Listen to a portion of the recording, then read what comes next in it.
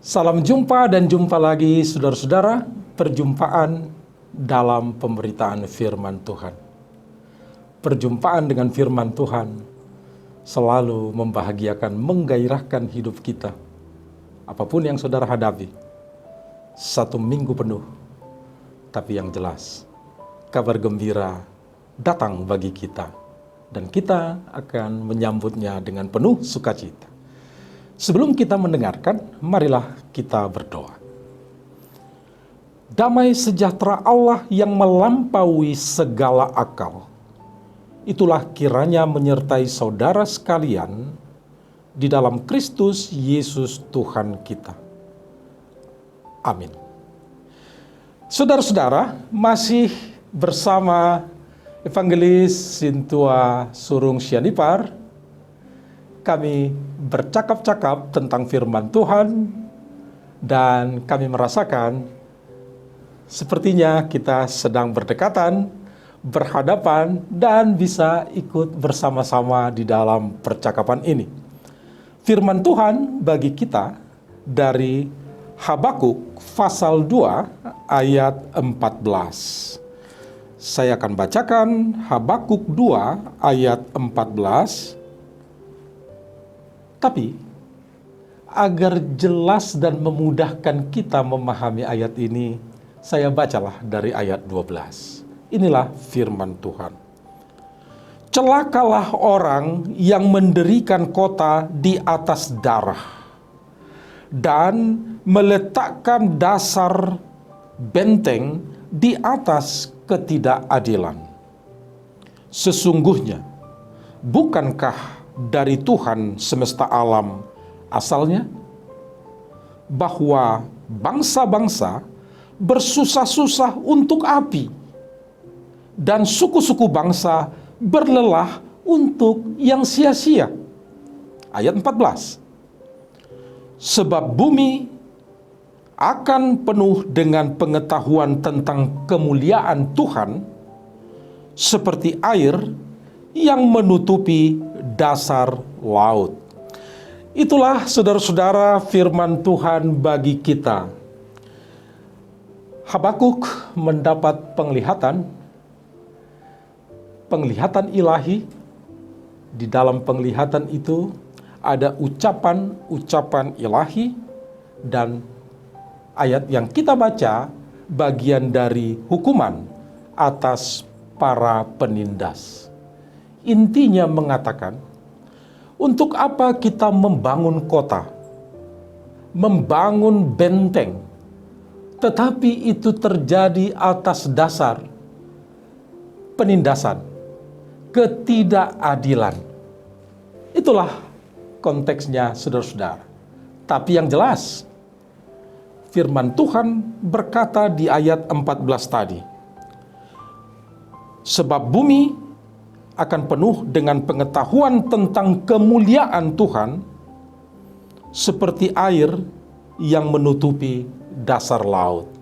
Saudara-saudara, bumi akan penuh kemuliaan Tuhan seperti air menutupi dasar laut. Namanya laut, dasarnya pasti tertutupi oleh air. Sekali lagi, namanya juga laut, tentu dasarnya tertutupi oleh air. Demikian juga bumi. Namanya bumi tentu dipenuhi kemuliaan Allah. Kenapa? Karena bumi ciptaan Allah.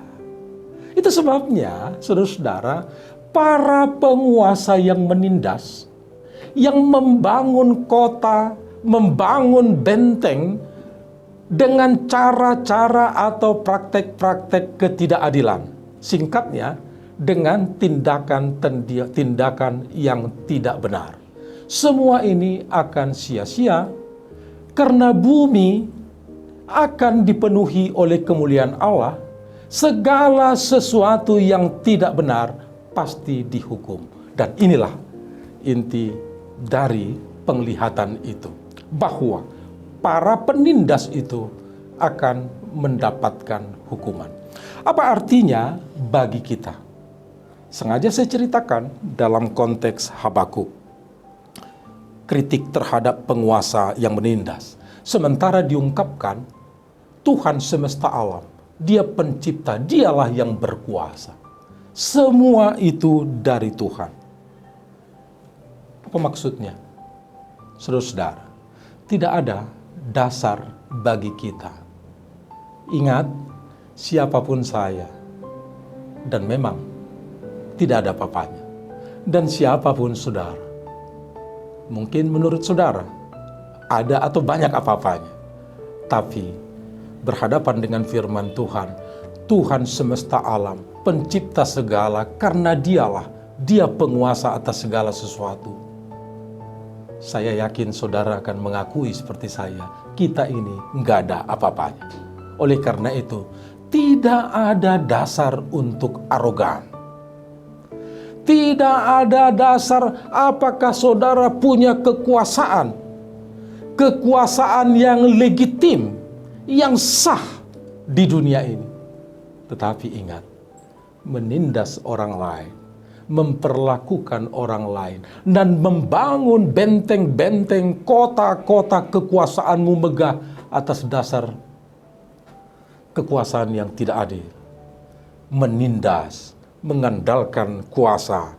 Jelas, kalau kita punya kuasa, tanpa kita pakai pun orang sudah merasa tertekan. Orang sudah merasa hati-hati, apalagi kita pakai. Dan terlalu banyak alasan, terlalu banyak argumentasi kita untuk membenarkan penggunaan kekuasaan yang tidak sehat. Dan firman Tuhan berkata, Tuhan semesta alam, Dialah penguasa atas segala sesuatu. Karena dasar laut pasti ditutupi air. Bumi pasti penuh kemuliaan Allah karena Dia yang empunya.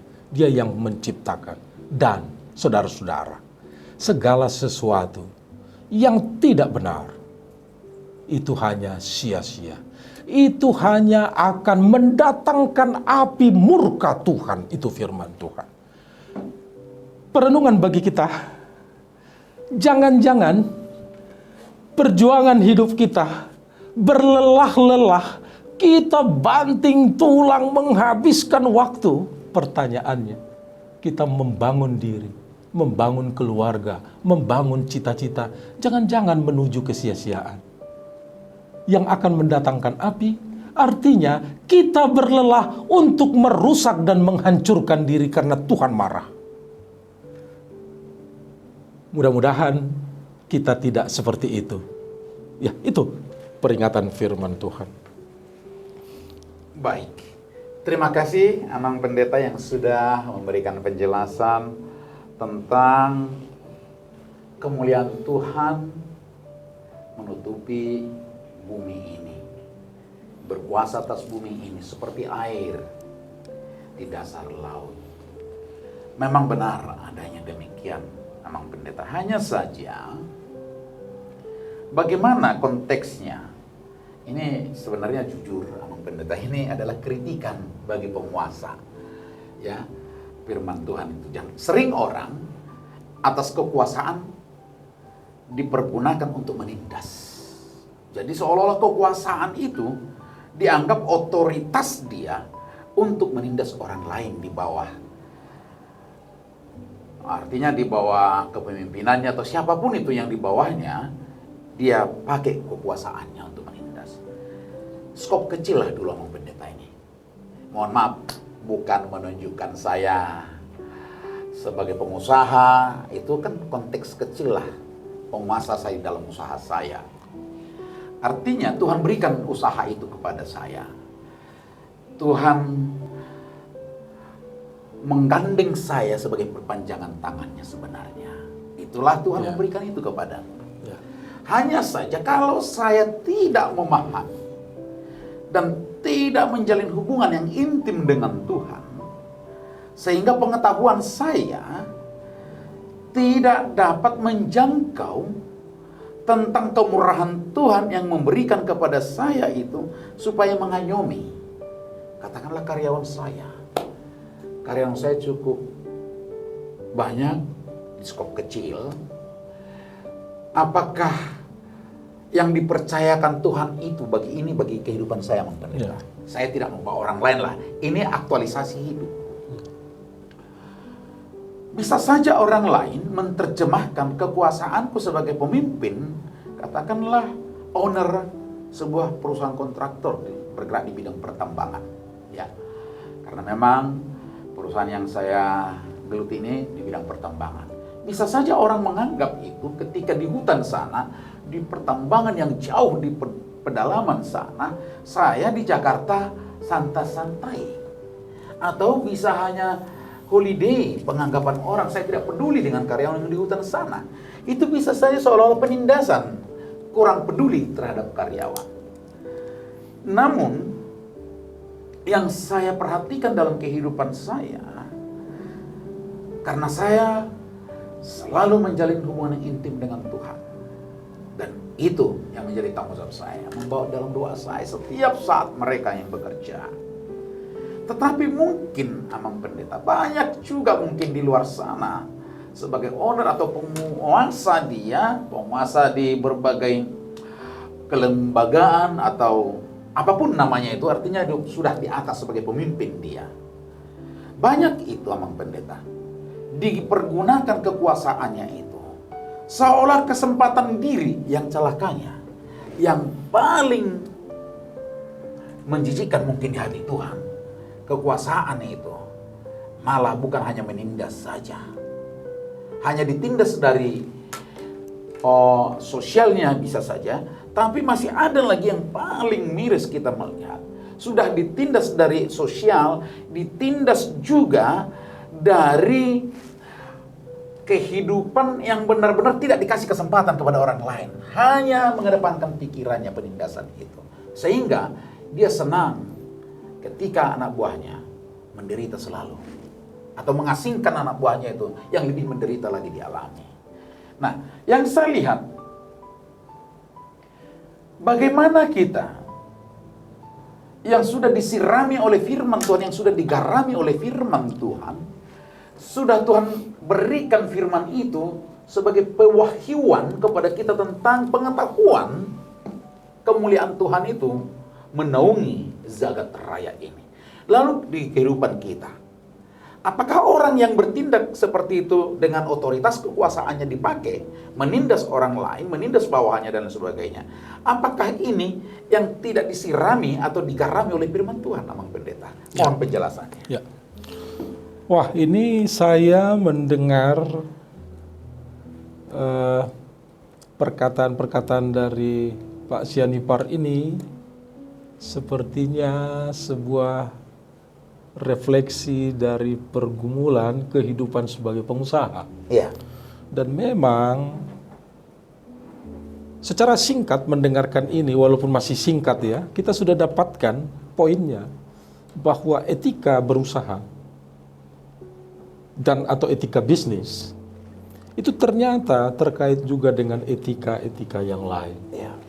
Jadi tidak sebatas kesepakatan pemberi dan penerima. Ya.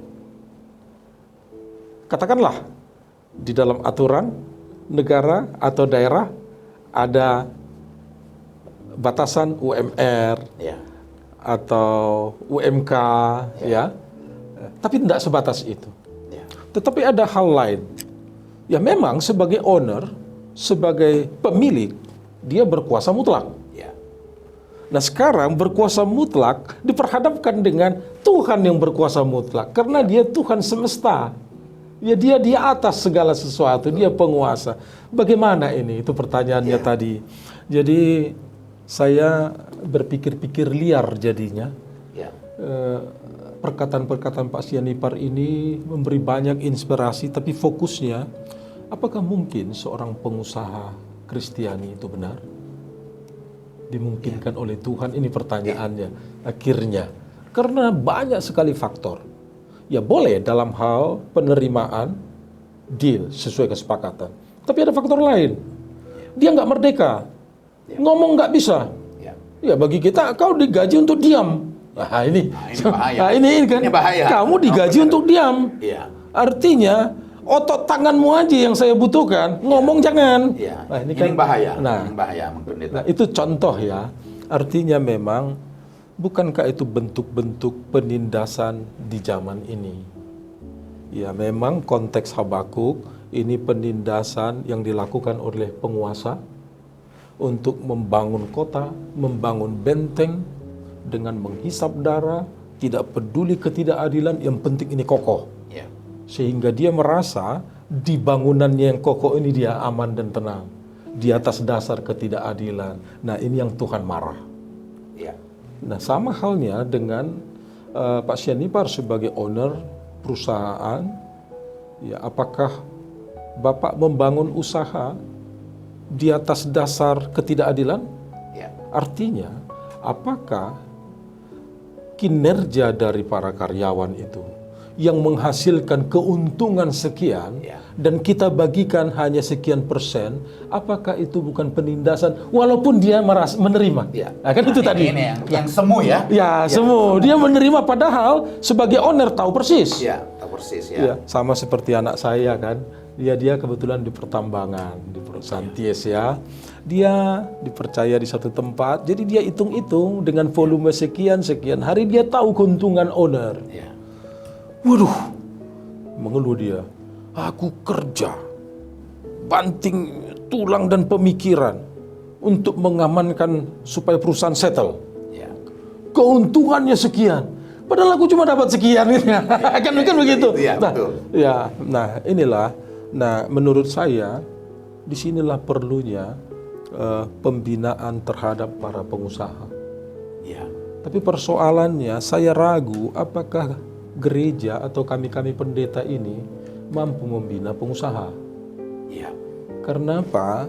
Karena banyak juga saya tahu pengusaha ini lebih sosial, Ya. lebih konkret wujud kasihnya dalam hal berbuat ya, dalam hal berbuat sesuatu. Tapi dalam ketulusan berkhotbah atau apa, kalau itu Ya. ya itu yang tahu kita. Betul. Tapi dalam hal membantu orang lain, nah kami memang apakah karena keterbatasan untuk berbuat konkret, ya kan begitu. Nah, jadi pertanyaannya, apakah kami mampu menyelami pergumulan seorang pengusaha? Ya karena apa? Ya Anda sebagai pengusaha, Ya. ya ini kan kalau meleset sedikit hancur, kolaps, Ya. itu kan bahaya. Kita yang susah. Yang susah. Cuma pertanyaannya tadi, pernah nggak duduk tenang berpikir dan mendoakan Tuhan, ini energi yang saya keluarkan, Ya. ini keuntungan yang saya dapat, dan ini kelelahan karyawan. Nah, pengaturan persentasenya ini pernah nggak duduk di hadapan Tuhan dan mohon tolong Tuhan pimpinan Roh Kudus untuk mengarahkan supaya pori-pori pundi-pundi ini agak lubangnya diperbesar supaya lebih dinikmati, kan begitu.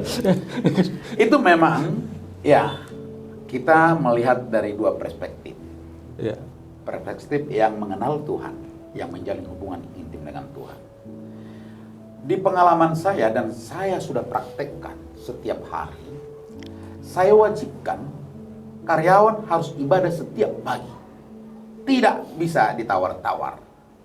Dan bergantian membaca renungan harian. Ini karyawan setiap pagi. Artinya, bagaimana saya memberikan kepada mereka bukan hanya kebutuhan dari kebutuhan seperti yang Amang sebutkan tadi, masalah gaji dan lain sebagainya, take and give-nya di sana ada. Tetapi saya memberikan kepada mereka tentang pengetahuan tentang firman Tuhan. Ya, tapi ini dari sisi lain ini juga bahaya, Pak Sianipar. Sisi lain yang Sisi lainnya itu apa? Jangan-jangan pembinaan ini supaya orang diam. Karena dia semakin dekat dengan Tuhan, aku nggak usah ngomong lah. Karena ini bahaya. karena ketakutan. Nah, ini. Oke. Nah, Ya ini menarik ini ya, Mang Pendeta, menarik. Memang bisa saja seolah-olah ya, ya. semu. Nah, gitu. Seolah-olah semu. Dia menyampaikan itu, memberikan kesempatan kepada karyawannya. Ya sebagai pemimpin. Supaya konteksnya para karyawan pekerja tidak berani buka bicara dalam hal penindasan tadi. Betul. Memang itu bisa akan terjadi seperti itu, pemahaman-pemahaman itu. Tapi kembali lagi kepada kita yang sudah menghidupi firman Tuhan, yang sudah digarami firman Tuhan, bisa memang dua persepsi terjadi. Tapi yang satu hal lagi, ada pengalaman saya sedikit agak bias sedikit, tetapi tidak lari dari konteks kita ini, Amang Pendeta. Ketika saya dulu bekerja di Afrika, saya sebagai site manager di Afrika dulu bekerja di Zambia tepatnya. Saya ditugaskan untuk memimpin pekerjaan di sana di tambang emas. Ketika orang Afrika bekerja dengan saya, ya namanya kita orang timur, Amang Pendeta. Orang timur kan bedalah kasihnya, bedalah ininya, tidak tegaan lah, pasti itu tidak tegaan. Lalu saya berikan kepada mereka fasilitas, karyawan labor, ya kru lokal lah kalau istilah di sana itu ya. Jadi saya berikan makanan yang cukup gizi dan juga fasilitas untuk tempat tidur dan sebagainya. Yang menjadi masalah, nah ini saya kurang mengerti nanti pandangan Amang Pendeta lah itu, bagaimana aktualisasinya juga di negara kita atau di lingkungan kita. Di sana ketika kita berikan perhatian itu, justru malah mereka bisa dikatakan sudah dikasih hati, minta jantung. Nah ini permasalahannya sekarang yang menjadi topik kita, ya ada sedikit, agak melebar sedikit. Nah, ketika saya memberikan itu dengan tulus, fasilitas dari perusahaan, tetapi mereka menuntut lagi yang lebih dan yang lebih. Sementara saya sudah melanggar aturan perusahaan yang memang labor crew itu atau katakan karyawan lokal itu batasannya seperti ini. Tapi saya berikan karena saya punya wewenang. Katakanlah saya sebagai penguasa di job site saya tersebut. Saya berikan itu lepas kepada mereka. Karena memang bagaimana kita sebagai orang timur berbedalah. Tapi dengan kultur mereka saya tidak mengerti. Kultur mereka harus meminta lebih lagi. Nah, sekarang pandangan Amang Pendeta di sini. Apakah yang terjadi seperti itu bisa kita kategorikan bisa juga terjadi di katakanlah di negara kita atau di komunitas kita sebagai tatanan gerejawi? Apakah itu bisa terjadi? Mungkin saja bisa terjadi. Sudah dikasih hati minta jantung. Nah ini masalah. Apakah itu golongan penindasan Amang Pendeta? Silakan Amang. Ya, jadi yang pertama penting saya tekankan beda kultur, beda pendekatan.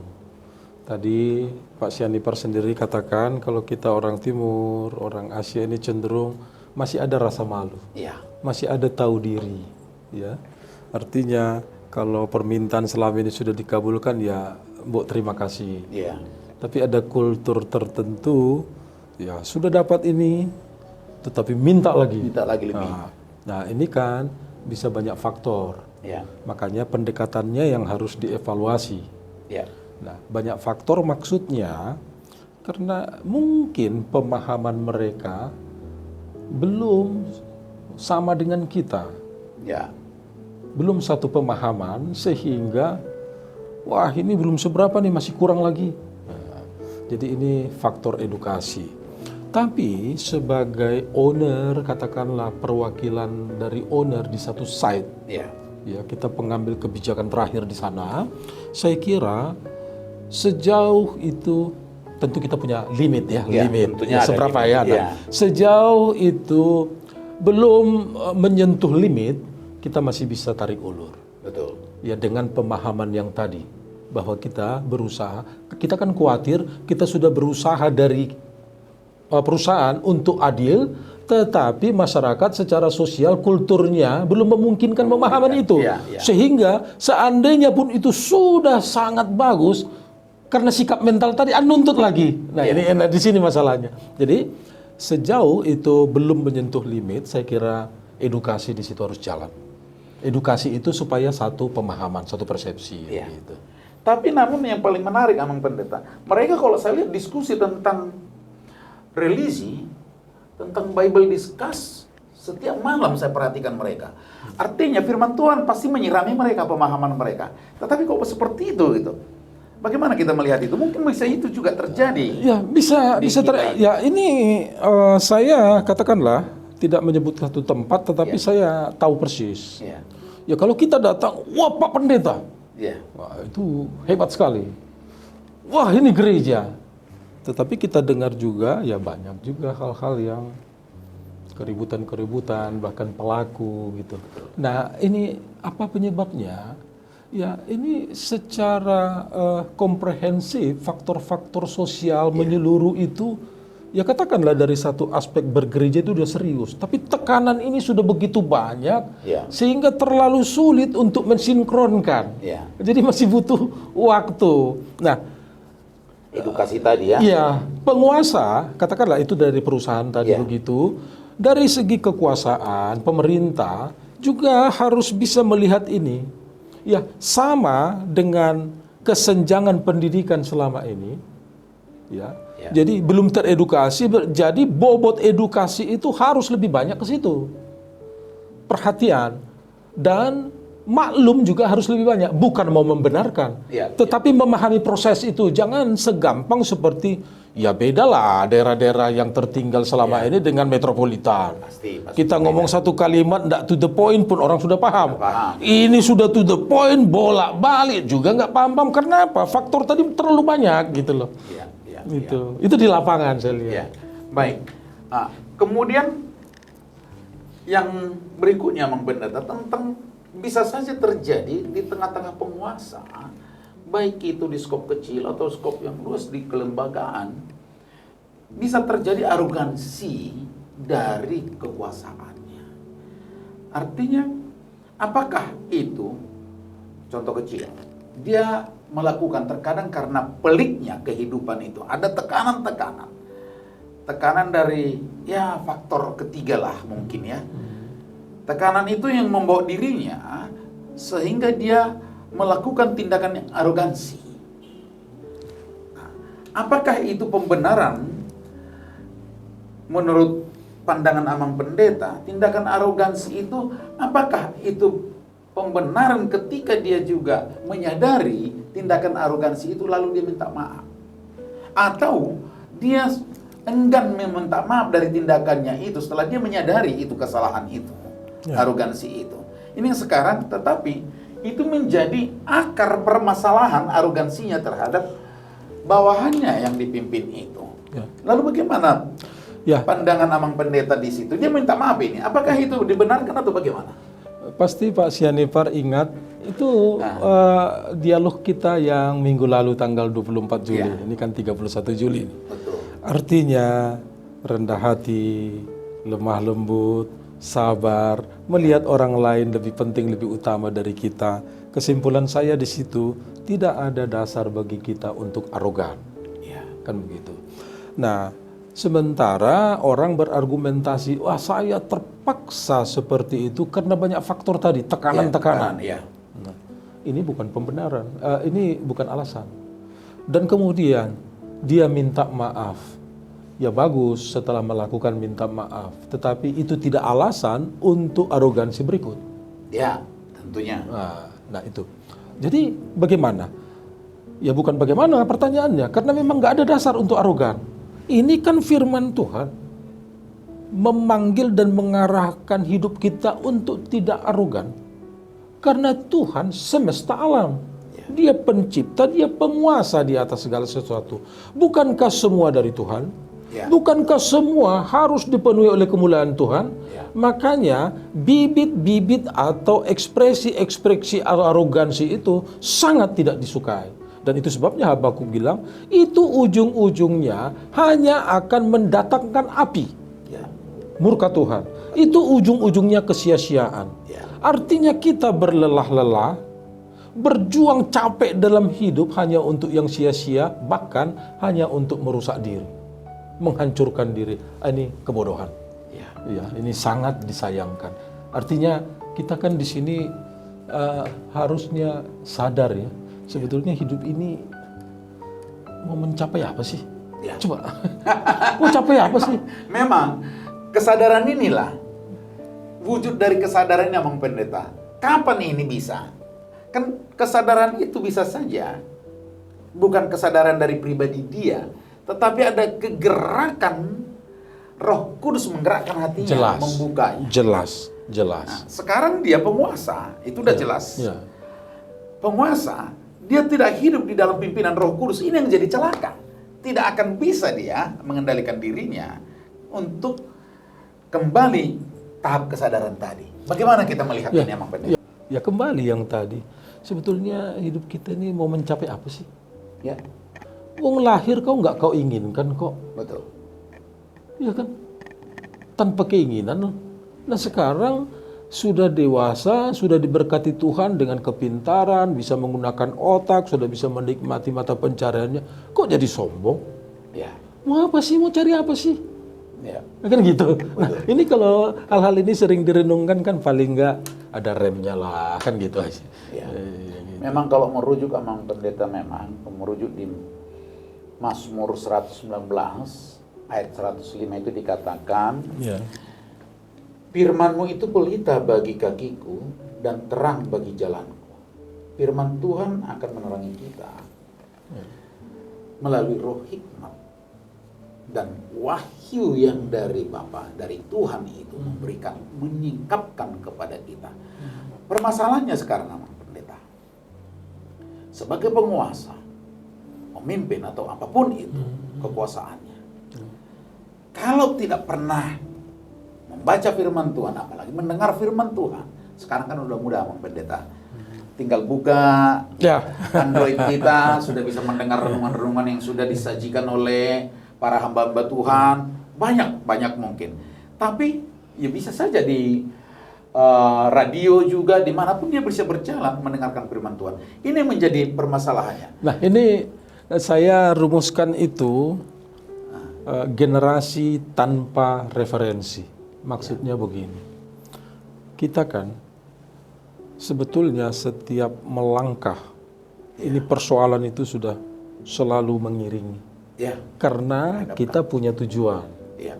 kita punya target-target, dan semuanya ini tidak bergantung pada kita. Betul. Kita terkait dengan orang lain.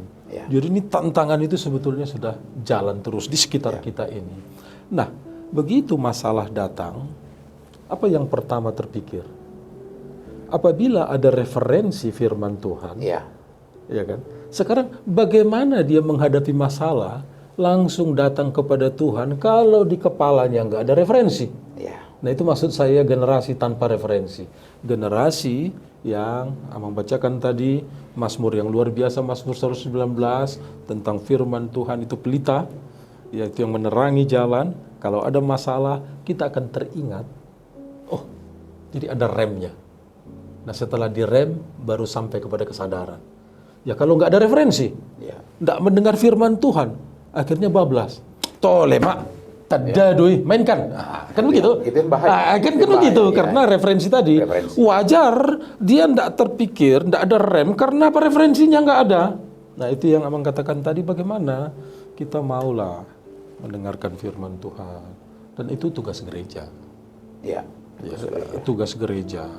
Itulah salah satunya ini, konteksnya ini Amang Pendeta ya, supaya menyajikan kepada Bapak Ibu pemirsa dimanapun berada, menyajikan firman Tuhan itu supaya dari berbagai kalangan, pengusaha atau siapapun itu, mari kita dengarkan firman Tuhan. Banyak fasilitas yang Tuhan berikan melalui Android kita, melalui radio, banyak hal referensi-referensi. Percaya dalam hati, mengaku dengan mulut, diselamatkan, kan gitu. Iya, sekarang bagaimana percaya dalam hati kalau nggak dengar?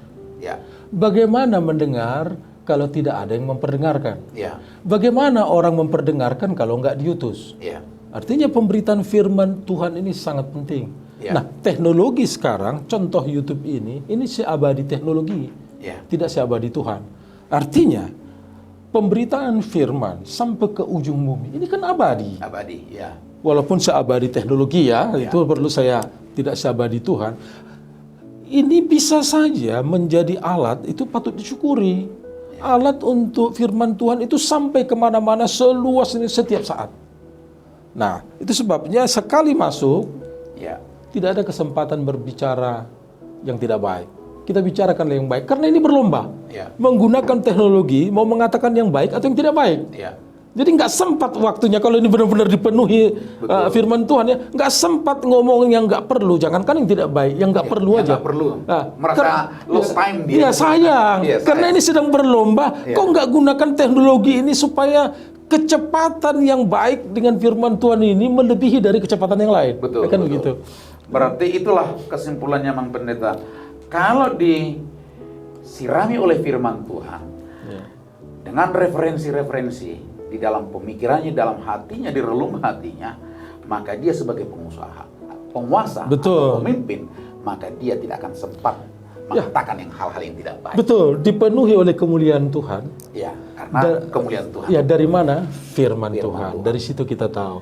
Itu yang memenuhi hati, memenuhi ekspresi hati di pikiran, kemudian di kebijakan-kebijakan seorang pengusaha, di kebijakan-kebijakan penguasa, dan di kebijakan saya sebetulnya juga, ya seperti Pak Sianipar juga, kita punya kekuasaan sebagai suami. Sebagai istri. Artinya ini juga harus dilihat. Ya kan gitu. Jangan karena kita bapak otomatis semua tunduk.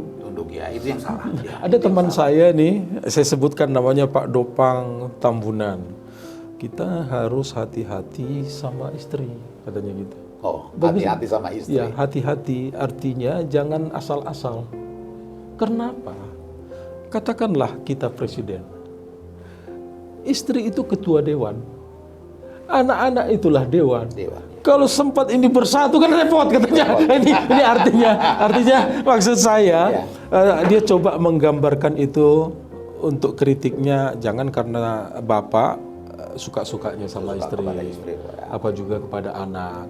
Ya artinya semua perlu dikomunikasikan. Walaupun namanya bapak nanti untuk ketok palunya, kan begitu.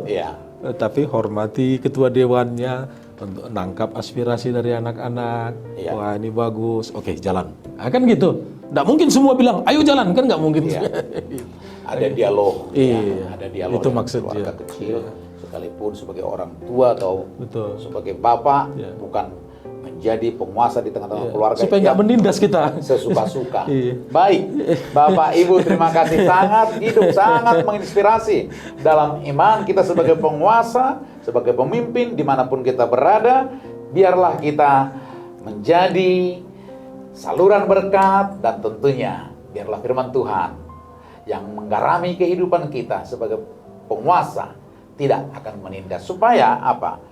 Ketika kita arogansi sebagai penguasa kita, maka kita akan sama saja kesia-siaan yang mendatangkan murka Tuhan. Jangan mau kita didatangkan murka Tuhan. Ya, terima kasih Pak Sianipar. Terima kasih. Mudah-mudahan kita di dalam perjuangan hidup kita tidak berujung kepada kesia-siaan. Amin. Mudah-mudahan kita tidak berjelih lelah ternyata hanya untuk menghancurkan diri, karena murka Tuhan akan turun lewat api. Itu kata firman Tuhan.